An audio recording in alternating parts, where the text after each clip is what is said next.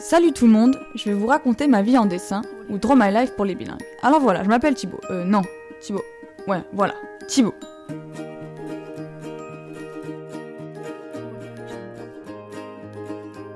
Mon aventure commence le 29 août 84. Entre Rhône et Saône. Je suis née ici, à l'Hôtel-Dieu. Après ma naissance, papa et maman m'ont ramenée chez nous, qui est Victor Augagneur, juste en face, où j'ai passé les premières années de ma vie. Au début, j'étais bien tranquille, c'était moi le chouchou, mes parents ne s'occupaient que de moi et mes grands-parents aussi. Mais j'ai très vite déchanté car sont arrivés Romain, Clémence, Solène et Hortense. Enfin, Fuf quoi. Moi qui pensais me la couler douce, j'ai vite compris qu'il faudrait tout partager avec eux. Bon, être 5 c'est pas facile tous les jours, mais comme c'était moi l'aîné, j'avais quand même quelques petits avantages. C'est moi qui avais tous les habits neufs, et quand ils étaient trop petits, pour moi, ils passaient à Romain, Clémence, Solène et Fuf. Mais il n'y avait pas que les habits, il y avait aussi les skis, les cartables, les chaussures et le pyjama babar. Être le premier, c'est sympa. C'était moi le chef à la maison quand les parents sortaient le soir. Le problème, c'est qu'on est aussi premier à devenir grand. Pas facile d'avoir une permission après minuit, obligé d'avoir des bons résultats en cours. Mes sœurs étaient même missionnées de reporter tous mes allées et venues pour voir si je respectais bien les horaires. Là, c'est Solène du haut du lit superposé qui regarde à quelle heure je suis rentrée pour aller cafeter aux parents. Il n'y avait pas que mes frères et sœurs, il y avait aussi les cousins, et on en a passé du temps ensemble. Tous les étés, on se retrouvait chez les grands-parents à Pôlémieux. On passait des heures à la piscine, et on adorait se déguiser pour faire des spectacles. Quand j'étais un peu plus grand, mes parents avaient décidé que je serais musicien. Ils m'ont donc mis à la guitare. FBI, fausse bonne idée. Maman y croit toujours et me demande encore de jouer un petit morceau aux réunions de famille. Ils m'ont ensuite inscrit au Scout de France, et là, bonne idée. J'ai rencontré plein de copains qui sont là ce soir, fait plein de camps, et je suis même partie au Mexique.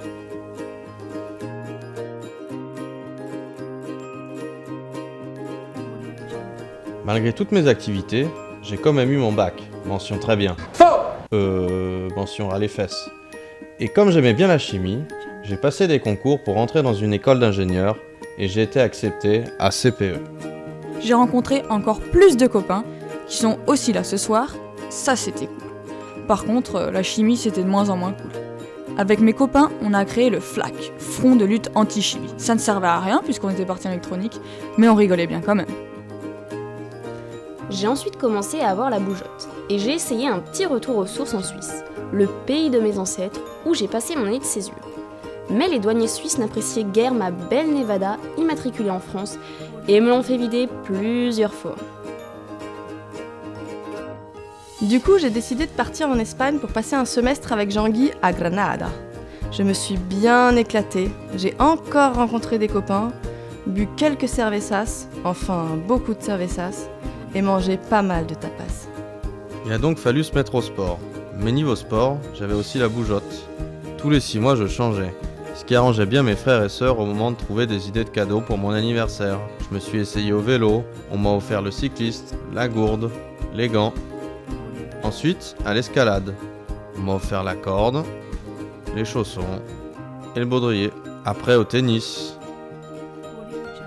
On m'a offert les balles, le bracelet et le bandeau. Et plus récemment au golf, avec le sac, les clubs, les balles et la casquette. Mais le sport que je préfère, c'est le ski. Les parents nous emmenaient tous les hivers avec ma grand-mère, mes cousins et ma tante Chantal. D'ailleurs, parlons-en de ma tante Chantal. La voix de la sagesse. Elle m'a toujours dit « Thibaut, quand tu seras grand, faut que tu trouves une femme avec un chalet à la montagne ou une maison à la mer. » Bon, au début, je me suis rabattue sur mon copain Jean-Guy, et c'est grâce à lui que j'ai découvert Chamonix. Mais même si je l'adore, il prend quand même pas mal de place dans le lit.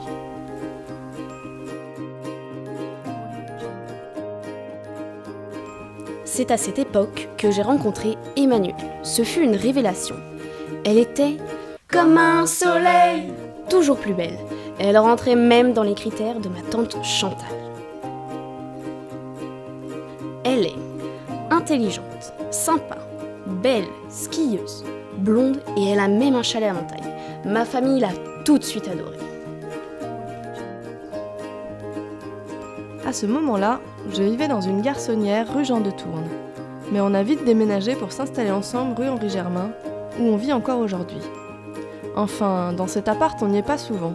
Manu aussi à la bougeotte, et on est toujours à droite à gauche. On va voir les copains, on part en voyage. Là, on est allé au Vietnam.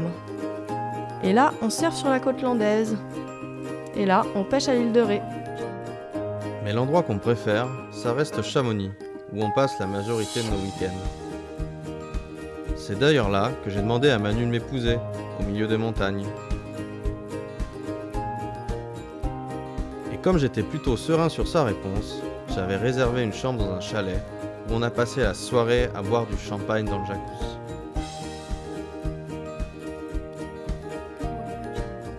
Alors vous vous imaginez bien que quand il a fallu choisir un lieu pour notre mariage, ça n'a pas été très compliqué. C'est pour ça que vous êtes tous ici ce soir, pour partager notre bonheur, ainsi que celui de mes parents et de mes 4 frères et sœurs.